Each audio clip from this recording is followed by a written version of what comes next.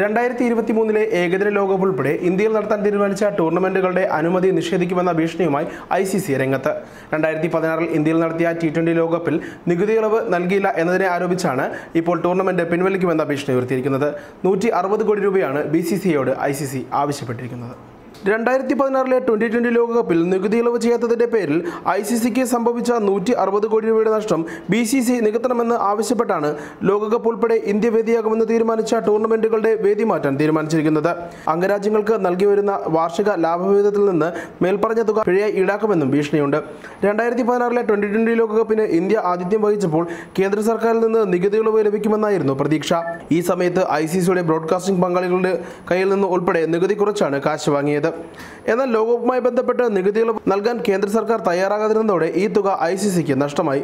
അതുകൊണ്ട് തന്നെ ടൂർണമെന്റിന് ആതിഥ്യം വഹിച്ച രാജ്യം എന്ന നിലയിൽ ഇന്ത്യ ആ തുക നഷ്ടപരിഹാരമായി നൽകണമെന്നും ICC ആവശ്യപ്പെടുന്നു. ഇക്കഴിഞ്ഞ ഒക്ടോബറിൽ സിംഗപ്പൂരിൽ നടന്ന ICC ബോർഡ് മീറ്റിംഗിൽ ഇക്കാര്യം വ്യക്തമാക്കിയിട്ടുള്ളതാണെന്നും അവർ ഓർമ്മിപ്പിക്കുന്നു. മുൻ BCCI പ്രസിഡന്റ് കൂടിയായ ശശാങ്ക് മനോഹറാണ് ഇപ്പോൾ ICC അധ്യക്ഷൻ. അതേസമയം നികുതി ഇളവ് ചെയ്യാമെന്ന് സമ്മതിച്ചിട്ടുള്ളതിന്റെ രേഖ ICC നൽകണമെന്നാണ് BCCയുടെ ആവശ്യം. മാത്രമല്ല നന്ദിയില്ലാത്ത നിലപാടാണ് ICCയുടേതെന്നും BCCI ആരോപിക്കുന്നു. ഇന്ത്യയിൽ നിന്നുള്ള വരുമാനത്തിന്റെ കാര്യത്തിലാണ് ICCയുടെ സാമ്പത്തിക നിലനിൽപ്പ് തന്നെ. എന്നിട്ടും ഇന്ത്യയിൽ നിന്ന് ഏകദിന ലോകകപ്പ് ഉൾപ്പെടെയുള്ള ടൂർണമെന്റുകൾ മാറ്റുമെന്ന് ഭീഷണിപ്പെടുത്തുന്നത് വിരോധാഭാസമാണെന്നും BCCI അധികൃതർ കുറ്റപ്പെടുത്തുന്നു. സ്പോർട്സ് ഡെസ്ക്, മറുനാടൻ TV.